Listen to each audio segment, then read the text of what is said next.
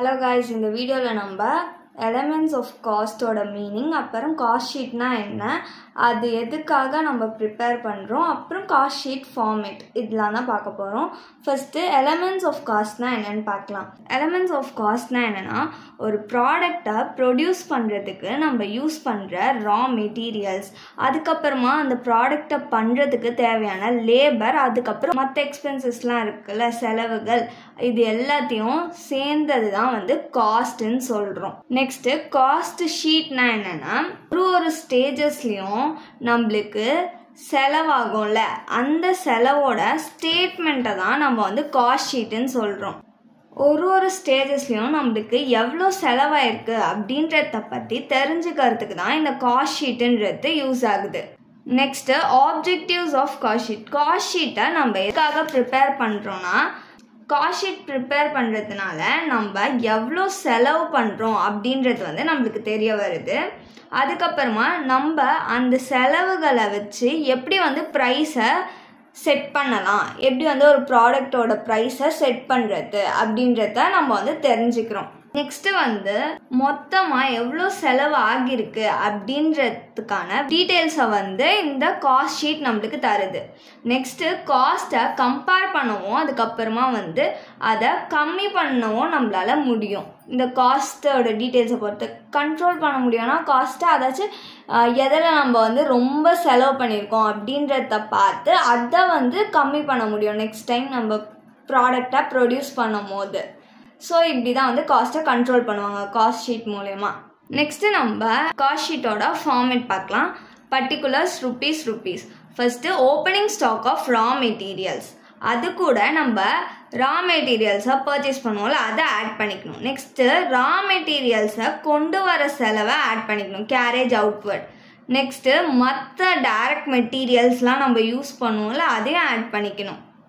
அதுக்கப்புறமா நம்ம வந்து பர்ச்சேஸ் பண்ணுவோம்ல மெட்டீரியல்ஸை, அதுக்கான டாக்ஸஸ், அதுக்கப்புறமா டியூட்டிஸை வந்து ஆட் பண்ணிப்போம். இது எல்லாத்தையும் ஆட் பண்ணி இங்கே போட்டுக்கணும்.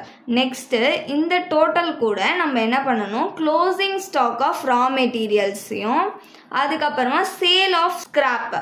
சேல் ஆஃப் ஸ்கிராப்னா என்னென்னா, வேஸ்டான மெட்டீரியல்ஸ் இருக்குல்ல, அதெல்லாம் நம்ம செல் பண்ணுறோம்ல, அதுதான் வந்து சேல் ஆஃப் ஸ்கிராப்னு சொல்லுவோம். இன்னர் காலமில் இது ரெண்டுத்தையும் மைனஸும் ப்ளஸ்ஸா, ஸோ இது ரெண்டுத்தையும் ஆட் பண்ணி இங்கே வந்து மைனஸ் பண்ணி காமிக்கணும். இங்கே மைனஸ் பண்ணால் நம்மளுக்கு டோட்டல் கிடைக்கும்ல, அதுதான் டைரக்ட் ரா மெட்டீரியல்ஸ் கன்சியூம்டு. இது கூட டைரக்ட் லேபர், அதுக்கப்புறமா வந்து டைரக்ட் எக்ஸ்பென்சஸ், இது ரெண்டுத்தையும் ஆட் பண்ணால் நம்மளுக்கு கிடைக்கிறது தான் வந்து ப்ரைம் காஸ்ட். நெக்ஸ்ட் வந்து இந்த ப்ரைம் காஸ்ட்டோட நம்ம ஒர்க்ஸ் அப்படி இல்லைன்னா ஃபேக்ட்ரி ஓவர் ஹெட்ஸை வந்து ஆட் பண்ணிக்கணும். ஓவர் ஹெட்ஸ்னா இன்டைரக்ட் காஸ்ட்டு, அப்படி இல்லைன்னா எக்ஸ்பென்சஸ் சொல்லுவோம். இந்த ஹெட்டிங் கீழே நம்மளுக்கு எதெல்லாம் வரும்னா, இன்டைரக்ட் மெட்டீரியல்ஸ், இன்டைரக்ட் வேஜஸ், அதுக்கப்புறம் factory rent and rates, factory lighting and heating, power and fuel, repairs and maintenance, depreciation of plant and machinery, factory stationery, அதுக்கப்புறமா insurance of factory premises, works manager salary. இப்போ இது எல்லாமே நம்மளுக்கு வந்து works R factory overheads, இது எல்லாத்தையும் நம்ம add பண்ணிக்க போகிறோம். ஆட் பண்ணதை தான் நம்ம வந்து டோட்டல் ஒர்க்ஸ் ஓவர்ஹெட்னு சொல்லுவோம். ஸோ ஆட் பண்ணதை இங்கே அவுட்டர் காலமில் போட்டுக்கிட்டோமா, ப்ரைம் காஸ்ட்டையும் டோட்டல் ஒர்க்ஸ் ஓவர்ஹெட்டையும் ஆட் பண்ணோன்னா நம்மளுக்கு கிராஸ் ஒர்க் காஸ்ட் கிடச்சிடும்.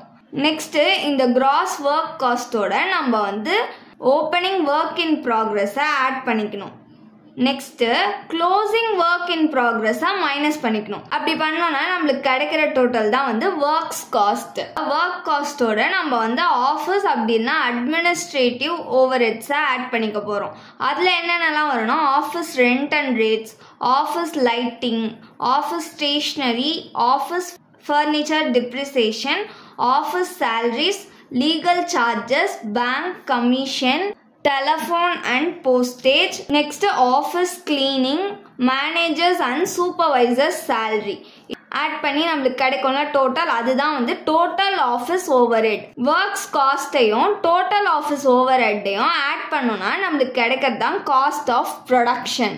நெக்ஸ்ட் இது கூட நம்ம என்ன பண்ணணும், ஓப்பனிங் ஃபினிஷ்டு கூட்ஸை வந்து ஆட் பண்ணணும், க்ளோசிங் ஃபினிஷ்டு கூட்ஸை வந்து மைனஸ் பண்ணணும்.